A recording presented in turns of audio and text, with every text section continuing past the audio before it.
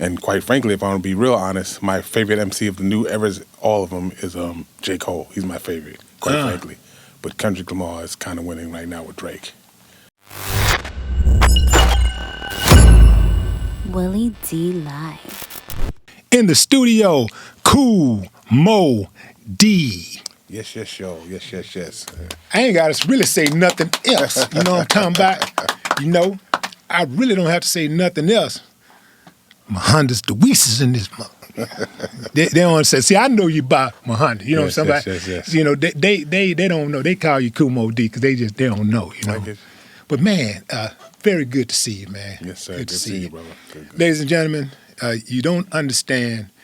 Without this guy's contributions, we may not be as far in hip-hop as we are. Right now, there's still an ongoing major hip-hop battle between Kendrick Lamar and Drake. How do you feel? Who do you think won? Who's winning this battle, in your opinion? The best thing I can say, first of all, I think Kendrick Lamar is way more cerebral than people give him credit for. They focus on the battle or the skill set of going with whichever controversy, with the subliminal messages and the symbolism that he does in his lyrical content is over the top, quite frankly. And I just seen something online the other day about breaking down the Super Bowl performance. All the hidden messages or symbolism in the equation of like most people are not paying attention at all, quite frankly, in my opinion. So, and quite frankly, if I want to be real honest, my favorite MC of the new eras, all of them, is J. Cole. He's my favorite, quite frankly. But Kendrick Lamar is kind of winning right now with Drake. I love it, man. It's producing some really, really good music. We can do without the ancillaries, you know. We could do all of the sideshow. We can do without all of that because we know that don't go too far. You know, we saw how that went with Biggie and Pac.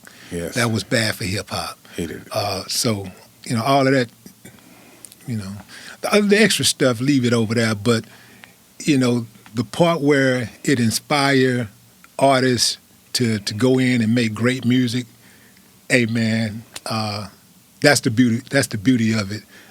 Akin to what you and LL did for the game. The mark that y'all left. Say, man, after y'all battled, y'all really didn't have to do nothing else. You really didn't have to do nothing else. And I'm sure that you are tired of revisiting this conversation. Not really. Not really. It's always more like to put on it. Okay, well, let's get into it, damn. Okay. You know, Yes. From my understanding, the beef started with when you heard LL say he was 18 making more than somebody's dad was making. Yes. And you consider that to be a slight toward fatherhood. Over the top disrespectful to the black community. And I think as MCs, what people don't think about for me when I started is why I'm coming here for this to speak of Malcolm X here, because I thought hip-hop was going to be the evolution of the revolution. I thought literally that was going to be the next platform. So to get to where it went to, and I understand record companies only here to make money, so quite frankly, I think my focus was never just making money. I wanted to make money, of course, to get out of poverty, so to speak. But making hip-hop at the very time when we started doing it was not about making money at all. We never thought it was going to make money. As a matter of fact, when it started making money, everybody was predicting its end from the very beginning. When Sugar Hill made a record called Rapid Delight, and that became pop and went commercial, they thought it was going to be over very quickly. And I had people constantly tell me, get a real job. That's not going to last. So from the very beginning, nobody thought it was going to last to be anything by 81. So at that time, I wasn't doing it to make money. I was doing it because I loved it. And the first time I ever saw hip-hop, quite frankly, is at the Audubon Ballroom when Malcolm X got killed. I went to see where Malcolm X got killed at. But I saw the coolest guys in the crew in the hood go crazy because the Grandmaster Flash was cutting up Hot Shot. He was cutting up Lee Baxman. First time we saw it in Harlem. But he might have been doing it in the Bronx, but he did it in Harlem. And the coolest guys became unglued, and I lost my mind. So I said that was the thing I was going to do for the rest of my life from that point on. And simultaneously, we shut down gang violence in New York because gang violence was the underground thing, quite frankly, but it hadn't got prominent. We had a little, theoretically, from a theater space, you had, the movie, The Warriors came out, and it got popular that way. But gang violence was not really that popular in New York as it became around the world. And when hip hop started in 1979 for us making music, when it got commercial, I thought it was going to be the next progression, the evolution of a revolution. I thought it was going to be the next step, quite frankly. So I thought I'm going to be able to do my Malcolm X thing on wax is what I thought I was going to do. So for me, I was looking at it way more serious than most people. And LL's way younger, quite frankly, so I understood his position also. But most people did not think about what I was thinking about when I was coming into it. So I was focused on definitely making more political statements and making a whole lot of pro-black stuff or whatever. So the best time in hip-hop for me is when Public Enemy came out in 1987. And I thought hip-hop had hit the zenith point. Because it went from Public Enemy, we had X-Clan, we had Lakim Shabazz, we had Poor Righteous Teachers. It got to the space where hip-hop was going so pro-black, I thought that's what it was always supposed to be, quite frankly. And I wanted to do that from the very beginning. So to get in that LL thing is like sidetracked me a little bit. But I was focused on Run DMC. I wasn't even focused on LL at that time because he wasn't that big yet. It was Run DMC was the king of the mountain. So You could have fooled me because Yeah. I thought you was fixated on LL. I Nah. thought you was like, man, I'm coming to get this little youngster. You know, like you had it on your mind. not even close. I was thinking about Run DMC, quite frankly. Yeah. And the whole thing with the LL thing is like, because I responded to what he said, I put his Kango under the Jeep. On my Whose album idea cover. was that? Ann Carly, Okay. a lady at my record company. I Yeah. put his Kango under the Jeep in the picture for the album cover. So that he's talking about LL. It wasn't about LL. That's the only song I said that had anything to do with him was "And How You Like Me Now." So, and because of it became a hit single, everybody thought he's talking about LL. I was like, that started the whole thing. And that's when, they say, when the people around you start to say what's happening before you say, it's like you responded to what they're saying more than what you're actually doing. So I'm responding to what they're saying. And see, he did also, quite frankly. Whose idea was it for you to do those L's on Let's Go?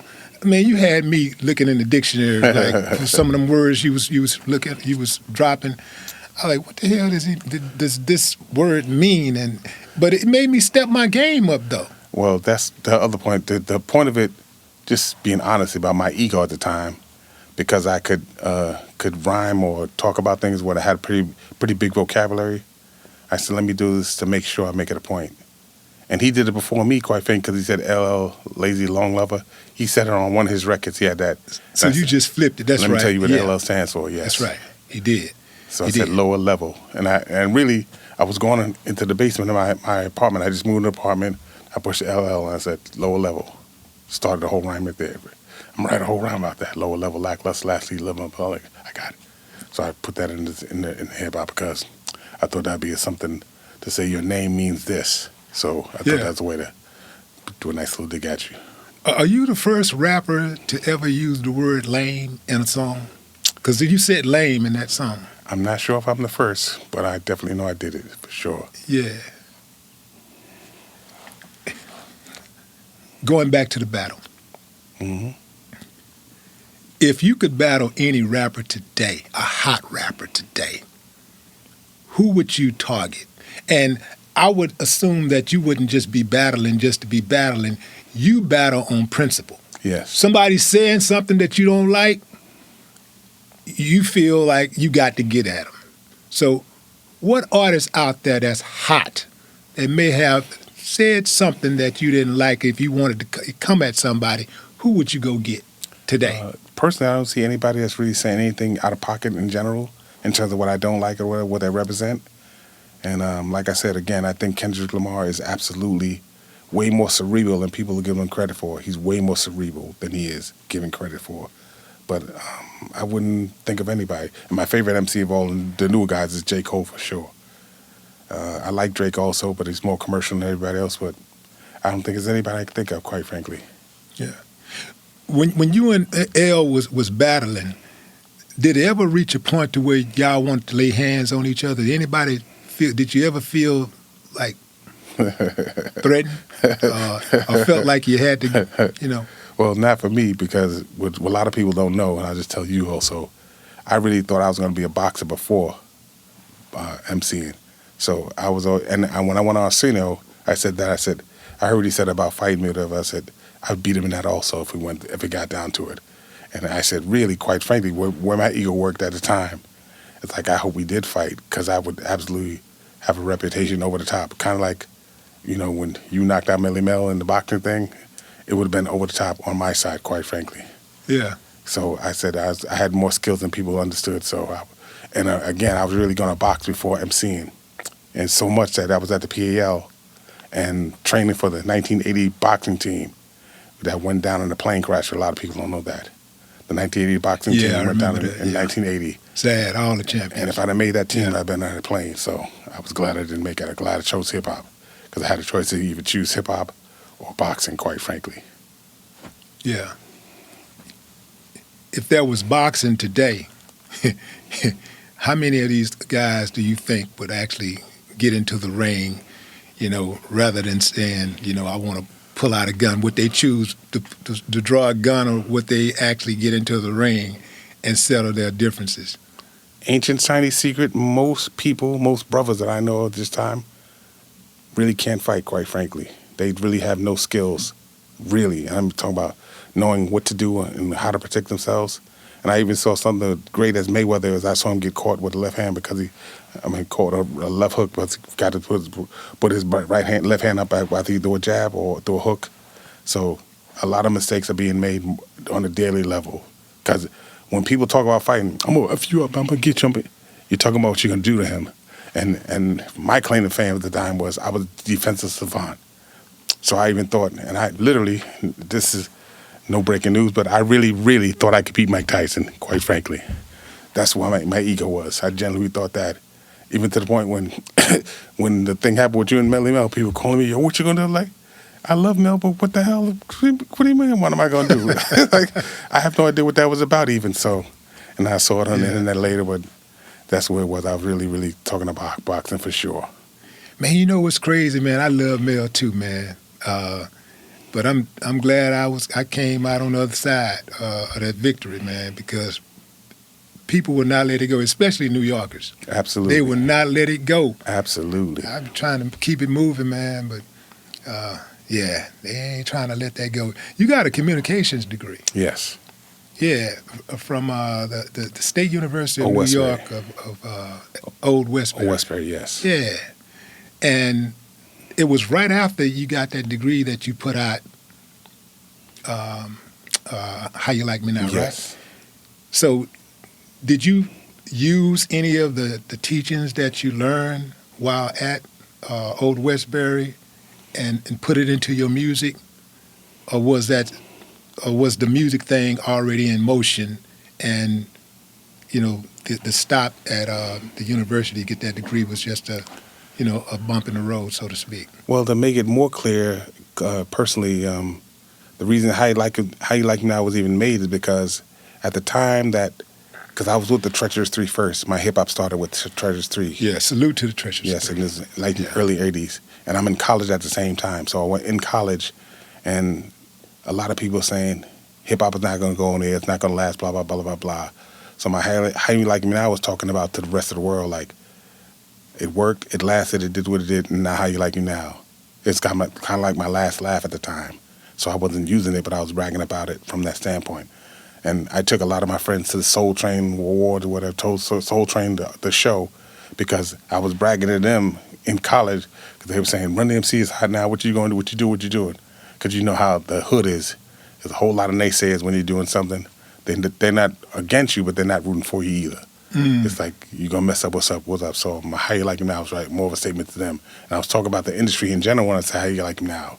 And because I put LO's picture on his Kangol on the Jeep and on the album cover, people thought I was talking about him. But I was talking about really focused on Run DMC, quite frankly, and talking about the industry in general, How You Like Me Now. Yeah.